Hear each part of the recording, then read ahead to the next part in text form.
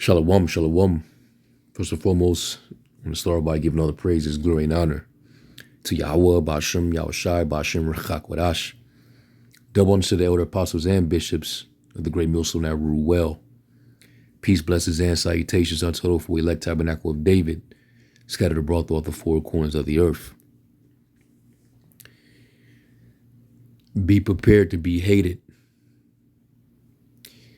for your faith, for your belief.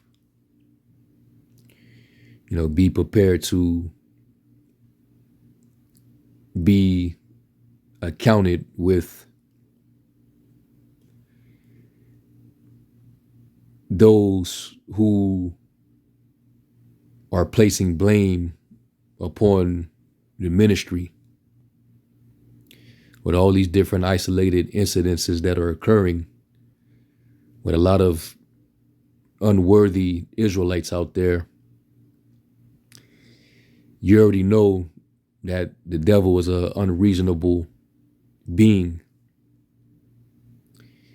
And he's going to definitely try to build a case to lump everybody together under one broad spectrum,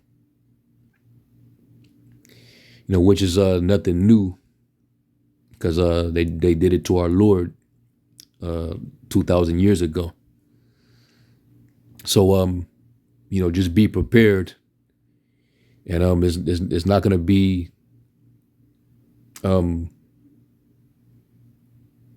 it's not going to be joyous, of course, because we're going to be persecuted. But at least, we're not going to be guilty in the Lord's eyes. And the Lord said that no weapon formed against thee shall prosper, and every tongue that shall rise up against thee in judgment thou shalt condemn. He's going to be the one that's going to justify his very elect. So that means that trouble is coming, and there's going to be certain things that's going to be done that, they're all going to be looking and pointing the finger, and it's going to cause betrayal. It's going to cause demonization, which, we already experienced that on a smaller scale, so to speak. But, it's going to be on an even broader scale in the near future. Because you got wicked Israelites out there that are moving according to their own will, and they're giving occasion to the adversary to speak reproachfully. So even though we separate ourselves and, we continue to walk that straight and narrow, it doesn't mean that, we're not going to fall under that persecution. And the Lord gave us that warning. Let's go to Matthew real quick. Not Matthew, the book of John 15, and starting at the 18th verse.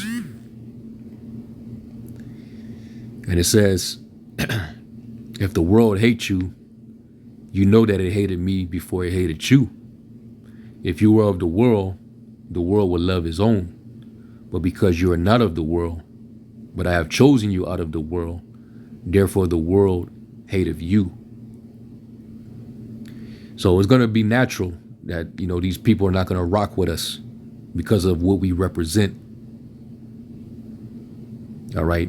We represent the cross of Yahweh Bashem Yahushai. We represent his righteousness. And that's contrary to this wicked world that we have to live in. As is written in 1 John 5 and 19, the world lieth in wickedness. All right. So that's going to come with, that pressure, the controlling of false narratives, slander, character defamation or character assassination.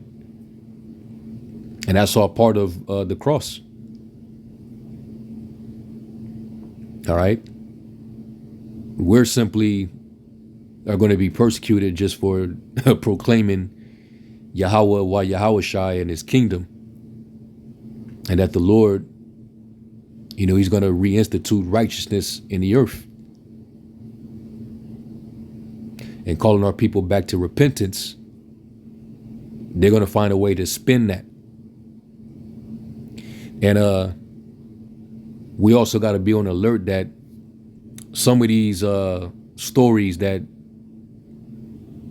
go, in circulation throughout the media, sometimes they're fabricated and sometimes they're not even truthful. Like I remember not too long ago, there was a story about a Jake who had a revenge killing where I guess this officer had killed his son unjustly. So he scouted out his daughter and he caught up to her on her prom day and killed her as she was getting out the limo or something to that effect. But come to find out that whole story was it was not real. So Esau, he can actually create these stories and actually try to implicate Israelites in these made up stories. This man, he's going to try everything across the board. And that's why the scriptures say, lest Satan should get an advantage of us, for we're not ignorant of his devices. Because we wrestle not against flesh and blood, but against principalities, against, powers, the authorities, against spiritual wickedness in high places and rulers of the darkness of this world. So they have that type of control. They have that level of deception using their media. And they usually weaponize it against whatever group or party that they deem a threat. And we definitely are a threat. So we're going to receive hate, and even from our own people. All right. So this is what the Lord is saying. He's saying basically, this is going to be your relation to this world. Don't be surprised by this. Basically, prepare yourself.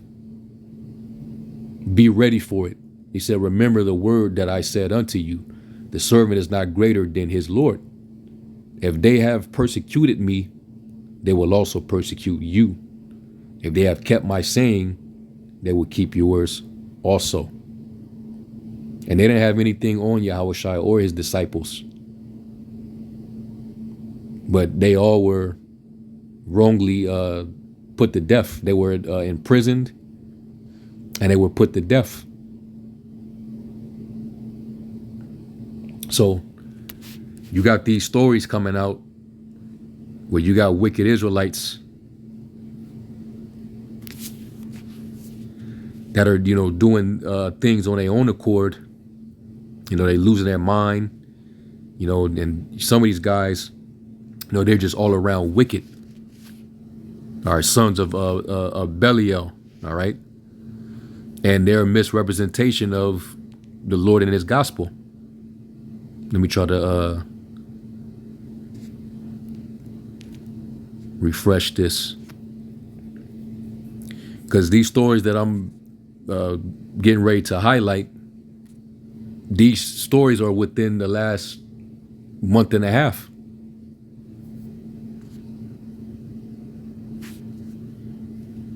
Hold on. Let me see something. I'm gonna have to maybe back out.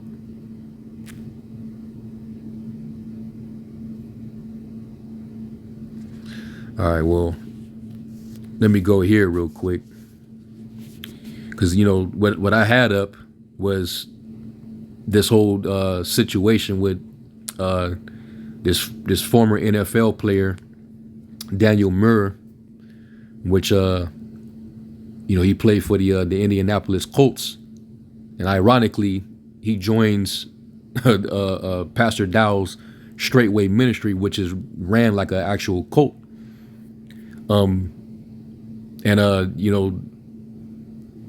There was a situation where I guess his son was being disobedient, and it calls for discipline But you can tell based on the pictures that is circulating of his son that they beat the brakes off of him, and it would be considered abuse. And so the grandmother, who was concerned for his well-being, she notified the authorities, and that's why they were looking for him. And because the grandmother did that, the parents basically panicked and they basically tried to hide him. And while they were searching for him, they caught up to the vehicle that they last saw him in and noticed that he wasn't in there. So it was basically like he was kidnapped. So, there was an alert, for him to bring him back. And this went on for weeks. And allegedly today, supposedly they actually end up finding him, and they ended up taking the parents into custody. But for that, it was like, what did they have to hide? Why did they take him and try to hide him? Some people were speculating that they might have, put him to death. But they actually found him alive today. But however, the scope is now on that particular organization, that particular group, Straightway Ministry. All right. So this is what I'm talking about. People are going to see these type of things and they're going to say, well, see, we knew that them Hebrew Israelites or something up with them dudes. And they refer to us as Black Hebrew Israelites, which is coined by the government. All right. A demonizing term to lump us all together, to criminalize us. And the scriptures tell you that how this devil is going to accuse us to the Father. All right, he place us in that category under the BHI term, Revelation 12 and 10. And it says, and I heard a loud voice saying in heaven, now is come salvation and strength and the kingdom of our God and the power of his anointed. For the accuser of the brethren is cast down, which accused them before our God day and night. Now, of course, we didn't, been through this before. And you look up the word accuser. The Greek word is kategorio, which is where you get the word category from, and it basically means to falsely accuse or to slander. And that's basically what they're going to have to resort to doing, because they're not going to find nothing on the men of the Lord. All right. But they're going to say, well, according to your doctrine, this is what you guys believe. This is what you teach. And matter of fact, this is some of the history of people who believe in this doctrine.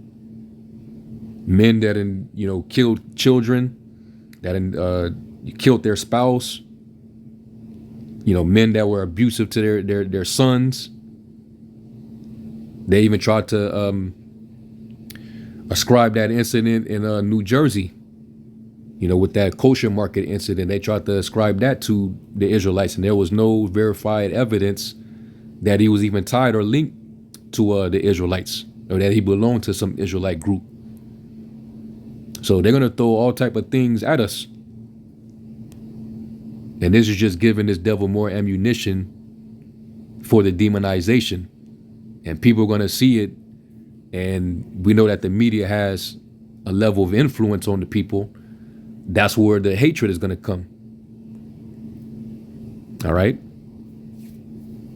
And they comparing this situation with Dow and his compound to the Branch Davidians and that dude David Koresh. Because you can see that, the people are brainwashed.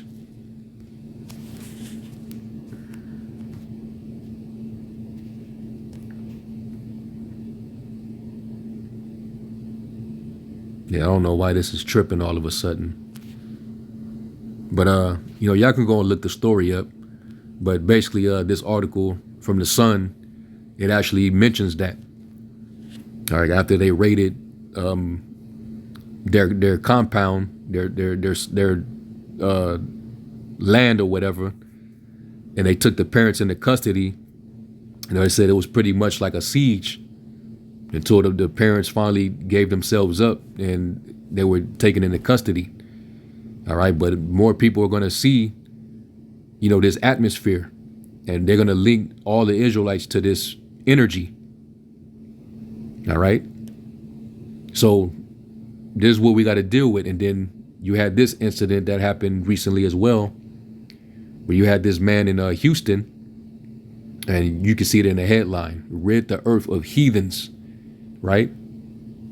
So this bugged out dude right here, he's a probably a Yah Israelite.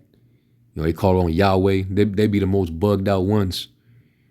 Man accused of killing 2 homeless people says Yahweh sent him, says he would kill again. And people, they're seeing that. And the mainstream media, they're gonna do their best to make it sound as worse as possible. Because those small hats, they can continuously,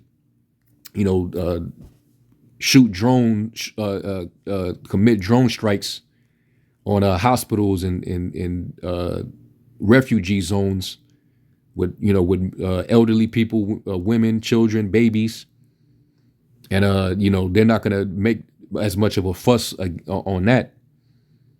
But let Jake do something like this, and that's gonna get major spins. You're gonna make the world hate you. But this dude, he took matters into his own hands. But really, ultimately, it was the will of the Heavenly Father.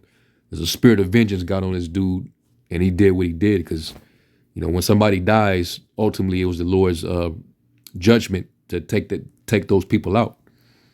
All right, but people are gonna see this and say, "Well, this was a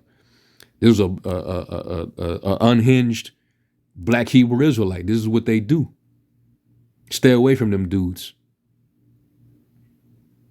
And it's gonna influence certain people in families to look at any person in a family that identify and believe on the Hebrew Israelite doctrine. I'm gonna make sure I keep my son away from that mess. That's a straight up cult. So this is the type of setting that they're creating with these type of stories. And with them being consecutive like that, they're definitely going to build that case. All right, so this was another incident. And then also, you had this woman, this so-called black woman, mother jailed for life for murder and abuse of 3-year-old son. All right.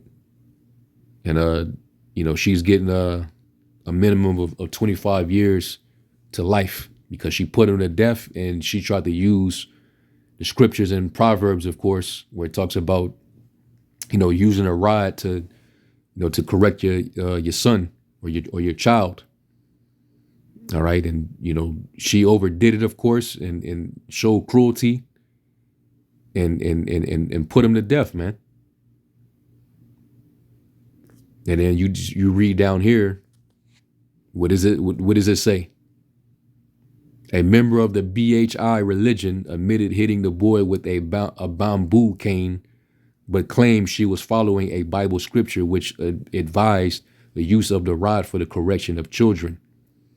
So they're gonna, look at us as, we're crazy, we're nuts, we're a danger to children. We're unhinged.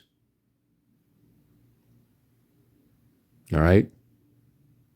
They're going to use these isolated incidences from various people that acted on their own, and they're going to use it against us, which that's cool.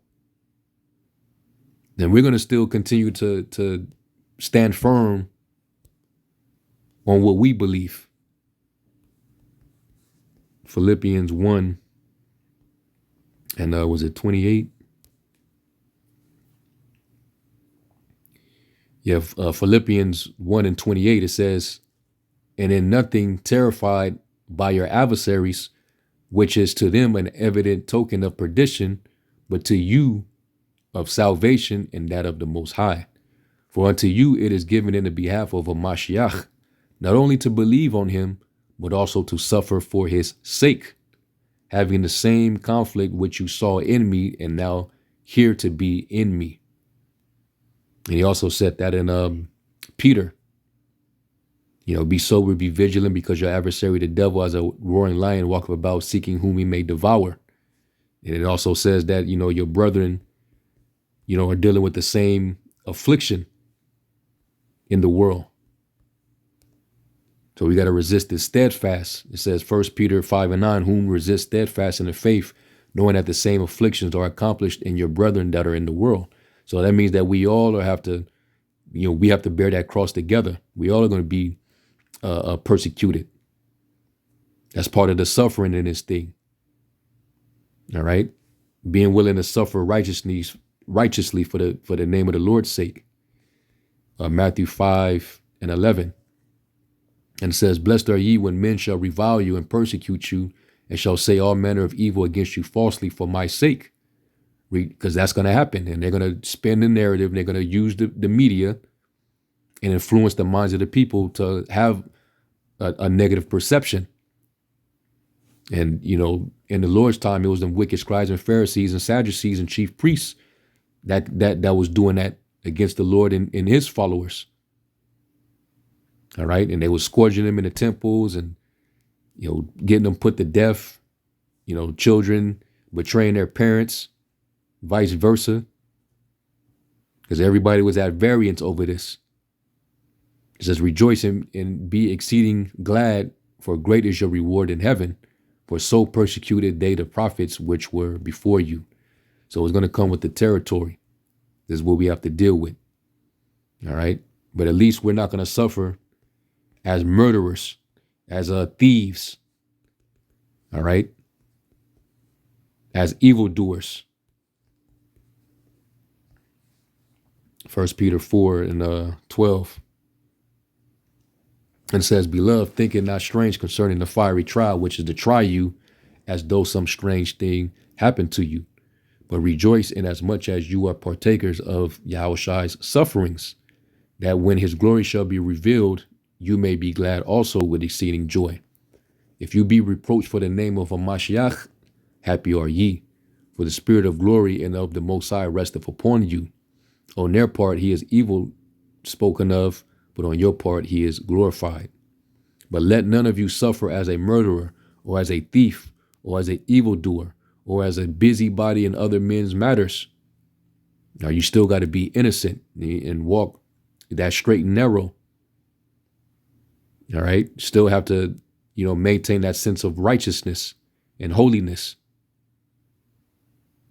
So that when it all boils down to it, all they can do is control the narrative and falsely accuse and be the devils that they are. Okay. And they can use all type of tactics and devices, AI, all right, deep fake, all that is manipulation. It says, yet if any man suffer as an anointed one, let him not be ashamed, but let him glorify the Most High on his behalf. And that's what we're going to do. Just standing firm, man. And these manifold temptations that's going to come, it ain't going to be joyous. But it's what's going to make us perfect. All right. And hey, the wicked is going to do what they're going to do. It tells you that in Psalms, was it the 37th chapter? The wicked plotteth against the just and gnash upon him with his teeth. So we know that, because of these different scenarios with these wicked Israelites, that, they're going to come for us all. And that this latest one with Pastor Dow, and, we're nothing like them. But because they still identify as Israelites, is all that they need. They all are black Hebrew Israelites. And it's not a good look for that group. You know, that serial adulterer is their leader. And he does run it like a straight up cult. Listening to the testimonies of the people that's no longer with him, the Most High is going to definitely bring judgment on that group. That's why it says here in 1 Peter 4:17, for the time has come that judgment must begin at the house of the Most High. And if it first begin at us, what shall the end be of them that obey not the gospel of the Most High? And if the righteous scarcely be saved, where shall the ungodly and the sinner appear? You know, the Lord, he's definitely going to judge majority of our people. And that's even going to start with those that know that they Israel. Because a lot of these dudes, you know, they're doing their own thing. Some of them are sold out. So they serve Mammon and not the Most High. You know, they're compromised. They're leading our people astray. They're hirelings.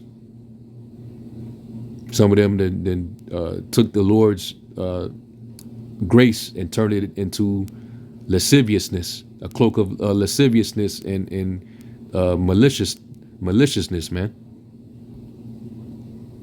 And the Lord's he's gonna get every last one of them. All right, but it's not going to be surprising if they, you know, built that case. And even the Lord himself, because at that time, you had these zealot movements that was going on as well, you know, with all these different revolutionaries and, you know, plots to take down the Roman Empire. And Yahushua didn't roll with them, but you had a few zealots that repented of that and started to follow and roll with Yahushua. So when they did finally roll up on Yahushua, they rolled up on him like he was some type of rebel or criminal. Let me see if I can find that. Luke 22 and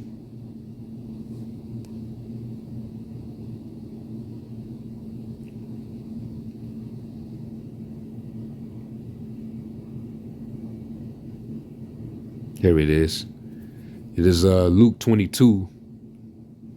I'll start at 47. It says, and while he yet spake, behold, a multitude, and he that was called Judas, one of the 12, went before them and drew near unto Yahushua to kiss him.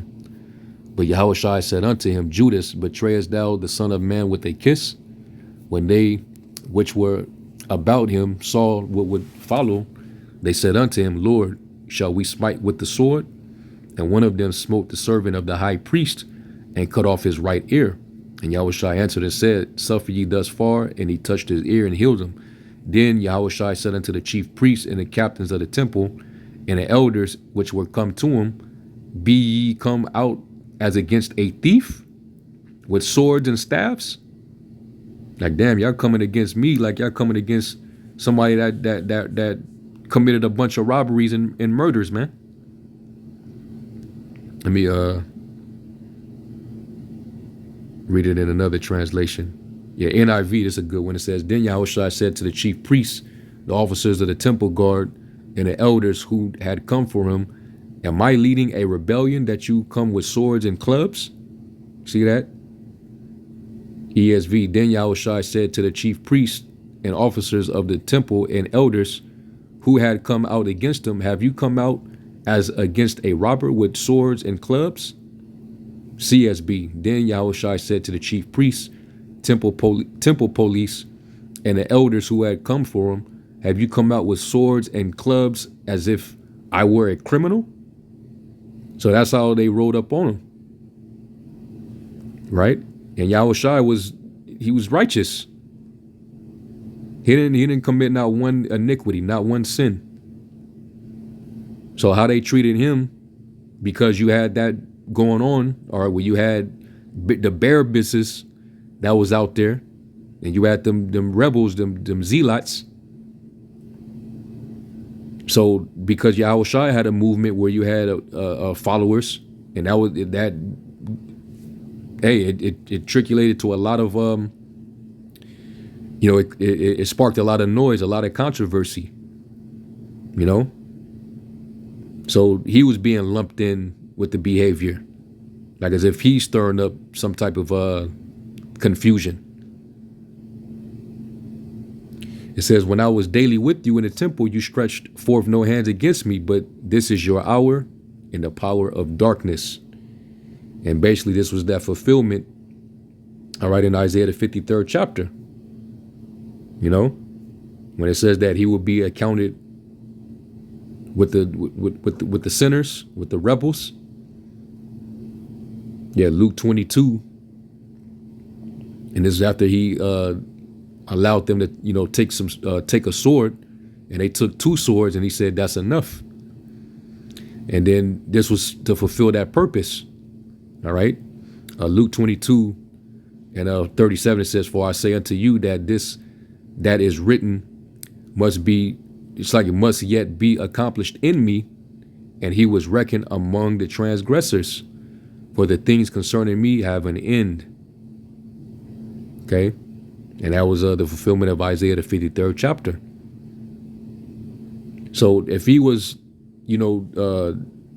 counted amongst these criminals, then of course that's going to happen with us.